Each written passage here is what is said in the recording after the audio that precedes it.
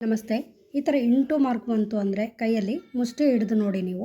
So ತೋರು ಬೆರಳು ಮಡಚಿದಾಗ ಅಂದರೆ ಫೋರ್ಸಬಲಾಗಿ ಮಡಚಬಾರ್ದು, ಸುಮ್ಮನೆ ಲೈಟಾಗಿ ಮಡಚಬೇಕು. ಆ ಥರ ಮಡಚಿದಾಗ ಎಕ್ಸ್ ಶೇಪ್ ಬಂದರೆ ಸ್ವಲ್ಪ ಪೂರ್ ಇರ್ತಾರೆ, ಅಂದರೆ ತುಂಬ ಕಷ್ಟಪಡ್ತಾರೆ. ಪೂರ್ ಅಂದರೆ ತುಂಬ ಬಡವರಲ್ಲ, ಕಷ್ಟಪಡ್ತಾರೆ ಅಂತೇಳಿ. ವೈ ಶೇಪ್ ಏನಾದರೂ ಬಂದರೆ ಮಿಡಲ್ ಕ್ಲಾಸ್ ಅಂತ ಹೇಳ್ತೀವಿ, ಮಧ್ಯಮ ವರ್ಗದ ಸಂಸಾರ.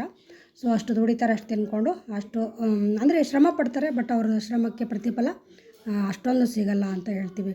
ಭಾಳಷ್ಟು ರಿಚ್ಚು ಆಗೋಲ್ಲ, ಭಾಳಷ್ಟು ಬಡವರು ಆಗೋಲ್ಲ. ಆ ಥರದಲ್ಲಿ ಈ ಥರ ವೈ ಶೇಪ್ ಅಂದರೆ ಹೇಳ್ತೀವಿ. ತೋರು ಬೆರಳು ಮಡಚಿ ನೀವು ಕೂಡ ನೋಡ್ಕೊಳ್ಳಿ. ಸೊ ಅದನ್ನು ಫೋರ್ಸಬಲಾಗಿ ಮಡಚಬಾರ್ದು, ಬಿಗಿಯಾಗಿ ಮಡಚಿ ನೋಡಿದ್ರೆ ಎಲ್ಲ ಶೇಪ್ಗಳು ಕಾಣ್ತವೆ ನಿಮಗೆ. ಸೊ ಇಲ್ಲಿ ನೋಡ್ಕೊಳ್ಳಿ, ಇಲ್ಲಿ ಟ್ರೆಡೆಂಟ್ ಬರುತ್ತೆ, ಅಂದರೆ ತ್ರಿಶೂಲ ಥರ ಬರುತ್ತೆ. ಸೊ ಫೋರ್ಸಬಲಾಗಿ ನೀವು ಆ ಮುಷ್ಟಿನ ಬಿಗಿ ಮಾಡಿದಾಗ ಎಲ್ಲರಿಗೂ ಕಾಣಿಸ್ಕೊಳ್ಳುತ್ತೆ ಈ ಥರ ತೋರು ಬೆರಳಲ್ಲಿ.